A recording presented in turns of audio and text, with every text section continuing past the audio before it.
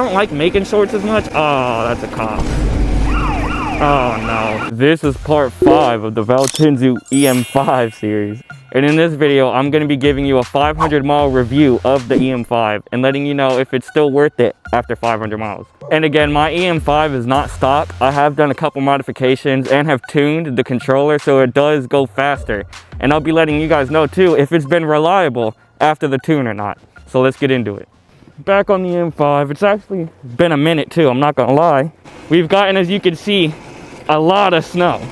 Anyways, let's get into the bike. Woo, woo, that was all ice. So what do I think about the bike after 500 miles? I actually really like it. I really like the bike. It's way better than some of those little cheap gas dirt bikes I've had. And it's way better than a Coleman mini bike. I'll tell you that right now too. I don't care what you say. So let's get into the good about the bike. First, the performance for being a 48 volt is super good. I can get this bike up to 45 miles an hour after the tune. And that's plenty fast for a bike this size. That's a 48 volt. So, the guy was dragging that lady. So that's one big plus about the bike. Another one is obviously the price. You can get this bike for ridiculously cheap, especially for the quality of it. You can get it brand new off their website for $1,200. Or if you go on Alibaba, you can find them a little cheaper than that, but it's gonna take longer for it to ship, obviously, going through Alibaba. Another thing I really like about this bike is the aftermarket support. You guys have already seen companies are going crazy for this bike. The Yozma, the Shadow Strike, the Quiet Tees, the Rider X. There's like 100 of these type of bikes, and the aftermarket support for them is going crazy. Everybody's loving them. Everybody's getting their hands on one. They're putting bigger batteries in it, bigger wheels, doing this, doing that. Like, there is so much support for these bikes already. That's another huge thing, a huge plus if you was to get one of these bikes. Now, let's go over some things that I quite don't like about the bike. And which honestly there isn't much, it's just me being nitpicky, and some things are gonna be, you know, as expected. For example, the first one is the range. It being only a 48 volt, 20 amp hour battery, you don't really get a lot of range out of this battery, especially in cold condition weather like this. I mean, you could hope to get like 20 miles in weather like this, if I'm gonna be honest with you. Another thing I don't quite like about the bike, and again, it's just me being nitpicky, is the seat. It's pretty skinny, and where you sit, because, you know, I'm a taller rider. I'm 5'9", so I sit more towards the back. I don't sit all the way up front. And because of that, I'm not on a lot of cushion, so after a bit of riding, your butt definitely does start to hurt on this bike. I will tell you that. But besides that, it's not a bad seat. I did put the aftermarket seat cover on it. It feels good. It keeps me on good. I got no problems with that. It's just, I mean, it's a smaller bike and it's not that expensive. You can expect it to have not the highest quality seat. But otherwise, besides that, for $1,200, this bike is an insane value. An insane value. I'm going to be taking it downtown because it's not too far from where I live, because just in case the range is really extra bad today. It's like 15 degrees outside. So, not ideal riding conditions at all. At all. A 392 Durango? What? That shit was clean. Why that guy in the truck look at me like that? It's like, what the hell is that guy doing? 17-degree weather. With this being only a 48 volt, 20 amp hour battery, I don't like to go full speed and use all the range on it. So I try to usually ride the sidewalks so I'm not going balls to the walls on the range or on the speed and killing my range. So I'm in mode 2 right now, just cruising. Mode 2 is what I usually use just to cruise. I can still hit 28 miles per hour, which is, you know, class 3 e-bike, and I'm not killing all my range. I am a little bit of a liar. I said this was a 500 mile review, but we're actually at 450 miles. 500 miles just looks better online, obviously. It just looks cleaner on the eyes. Man, this thing still feels so torquey, even in this weather. Because it's so cold out, this thing's probably losing like 30-40% of its power and range. But it still feels really good and torquey. You guys don't have to be afraid to ride your e-bikes in the cold. As long as you take care of it, you don't store it outside in the cold, and you make sure to keep the battery warm or in a temperature controlled room. And make sure you let it warm up a little before you charge it. That's another really important step. If it's ice cold after you get done riding and you try to immediately plug it in, you're probably going to kill your range. you're gonna kill your battery. Like, it's gonna kill the cells on the battery. It's not good for it. But as long as you take the right steps, you don't have nothing to worry about. Look at the little exhaust pipe on that car. It's so tiny. I'm just sitting here abiding by traffic laws. I have no goal in mind. I'm really in no rush. I just haven't rode in a while, and I wanted to go out and make another video. I got a cool idea in mind for a YouTube short. I'm not really a shorts kind of guy. I don't like making shorts as much. Oh, that's a cop. Oh no. Hopefully he don't give me no problems. Stop sign? No, I said I'm. What stop sign, man? We'll see. Anyways, I don't like making YouTube shorts like that. I'm not really a shorts kind of guy, but that's what gets things popping, and that's what's popular. So I gotta make them. The cop ain't pull out, let's go. All right. So again, e-bikes, the cops don't care. At least where I live, they don't care about them. Well, I mean, certain places. I have yet to take this to Kettering, which if you're in the Dayton area, you know about Kettering. You know them Kettering, Oakwood boys, they don't play. So I have yet to take it there. But Dayton, they don't care at all. I've taken this thing to car meets right in front of cops where people are doing takeovers, slotting, and I'm just cruising. They don't care. Yeah, this thing's breaking necks. If you want to stand out, ride your e-bike in the winter, because everybody's gonna look at you like you're a lunatic. I think everybody else is the lunatic for not riding their e-bike in the cold. No, let's try and do some wheelies. I haven't done a wheelie in a minute. All right. Nice little wheelie for you guys right there. Let's get out of here. Then somebody's parking, and I don't know if people like me being here or not. So yeah, even in this cold, this thing has plenty of power to do a wheelie.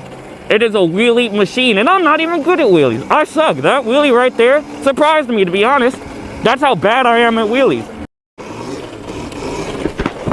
Oh, I lose. But this thing is just a wheelie machine. Like, if you want to do it, it'll do it. And I have the shift locks installed on the bike as well.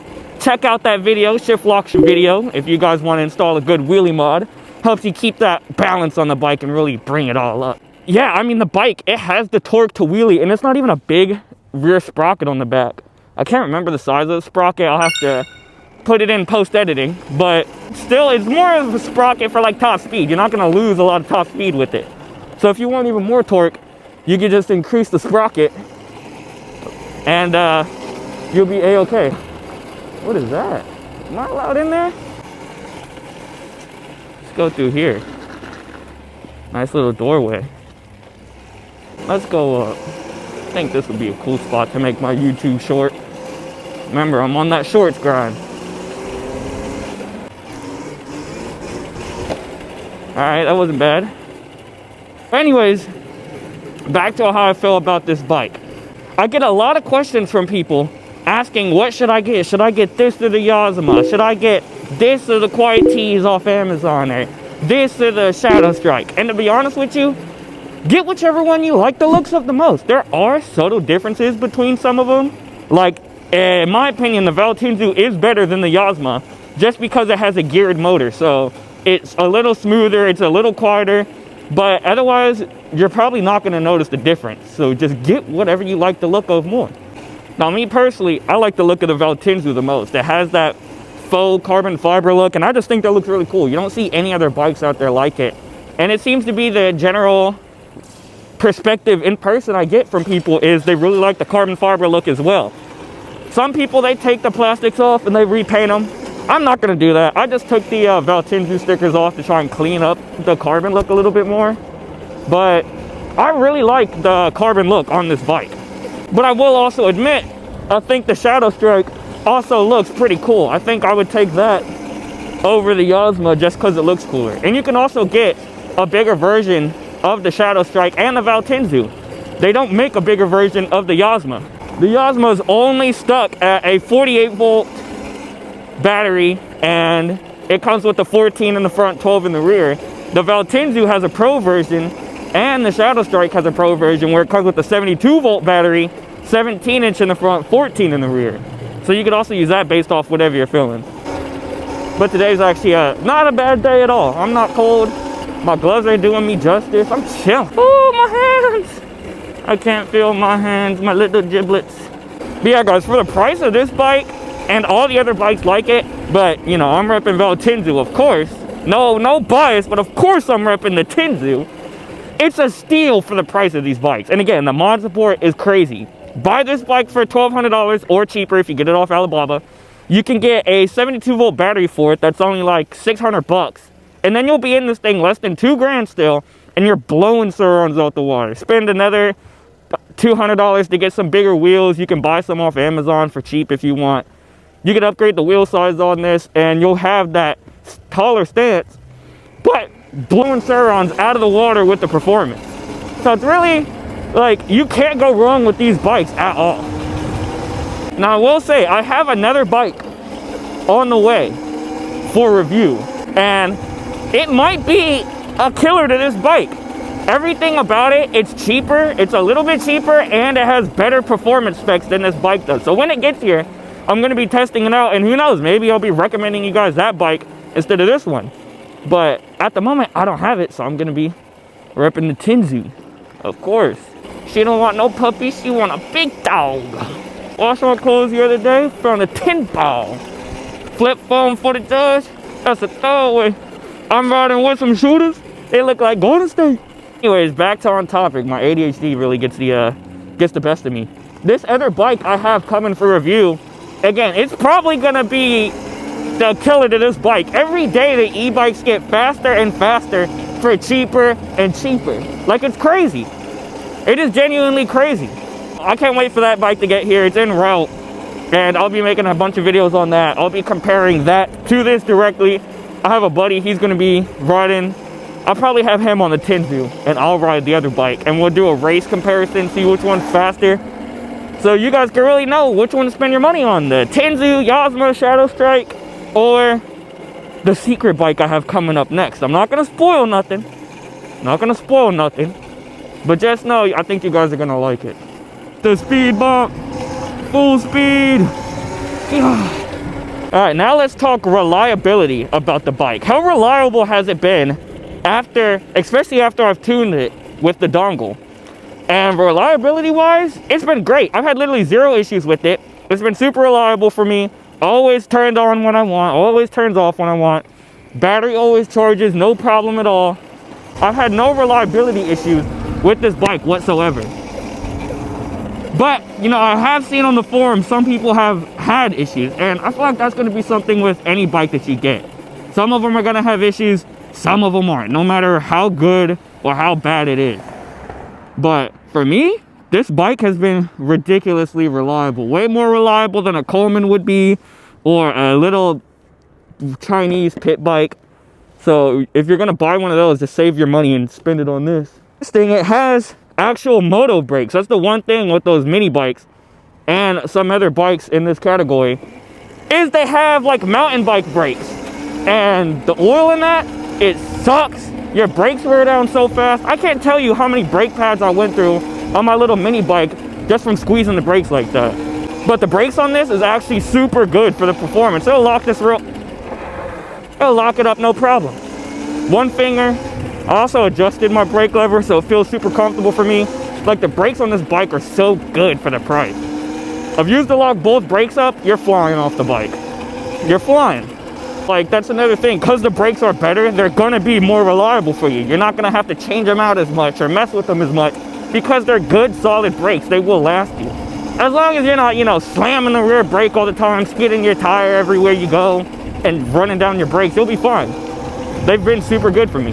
The motor has also given me 0 issues.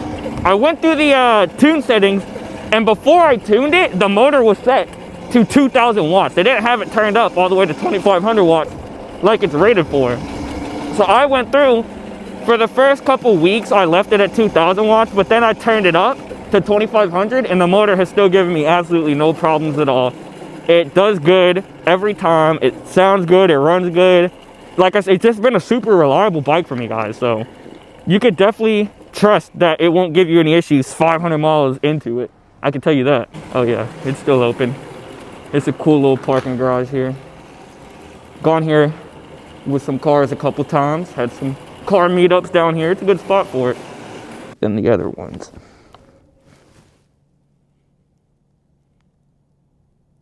swear I thought I just heard something. I'm like, dun, dun, dun, dun, dun, dun, dun, dun. All right. I do have my wireless hole puncher with me, just in case things get hectic, but I obviously don't want it to get to that point. It is dark as hell right there. Sound horn, I'm not even gonna say that word. Gotta try and keep this a little PG. And here we go, the top. Never made it up here. And because of all the snow, I don't quite plan on exploring all of it just yet. But I do know I can get up here. Good to know for future reference. All right, I'm gonna go ahead and head back home. It is pretty cold out. I still got plenty of battery life, but I don't got plenty of finger life. Yeah, 50 volts still, so I still got plenty of life left in this thing.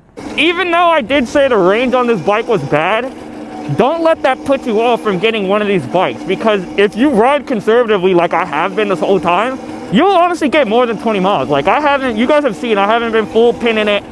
I've not been 45 miles an hour the entire way I go. I'm just chilling, cruising, because that's really how I ride. I don't ride super crazy fast everywhere I go, and I definitely don't like to drain the battery. So don't let that put you off that I said it doesn't get that much range. It gets plenty of range. It gets plenty of range for what it is. And again, you can spend $600 and get a 72 volt battery for this. Since it's 72 volt, you can tune it to the 4-driver controller, it'll accept it no problem, and you'll double your range right there, especially if you ride the same. Like if I was to put a 72 volt battery in this thing and ride the way I'm riding right now, I would definitely get more than double the range that I have now. Well, I don't know about more than double, but I'd get double the range that I have right now just from chilling.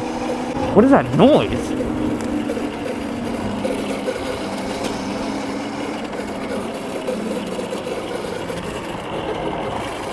What is that?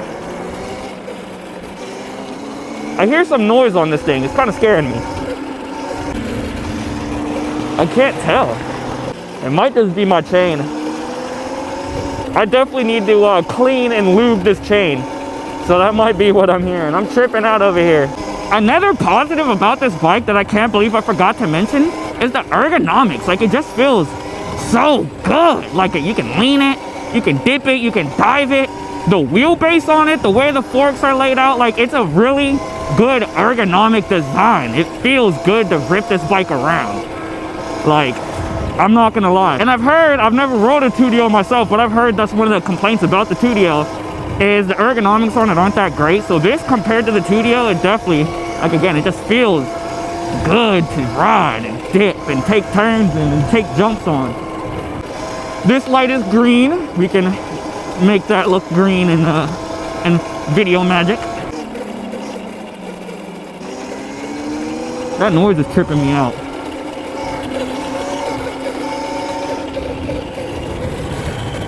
It might be my front wheel.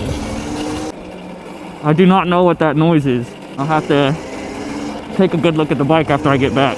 Oh, my hands! I can't feel my hands, my little giblets. Oh wow, tire is actually not spinning. That knobby's gripping. Oh my god. It's not spinning. That's crazy. Hey, Beamer.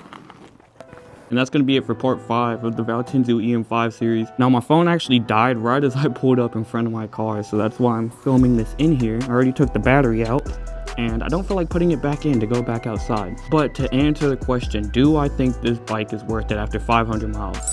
Absolutely. I mean, for the price of the bike and the performance you get for that price, you literally can't beat it. But for this bike and the Yozma series and Shadow Strikes and all the other versions like it, for the price of the bike and the performance you get, the quality you get, it's unmatched. It really is. So if you have the money and you're looking to get one, pull the trigger on it, go ahead and get one. If you use my code right here, you can get a little discount on it. I hope you guys enjoyed that video. If you did, please go ahead and leave a like and subscribe, because it really does help me out. I'm trying to get to 1,000 subscribers. I'm almost there. By leaving that like and subscribing, it'll really help me out, and it'll keep you guys in tune for all the other bikes I have coming, because this is not the only one. I have more on the way, and I plan on turning this into like an actual thing. I enjoy doing this. But yeah, thanks again so much for watching, and have a good one.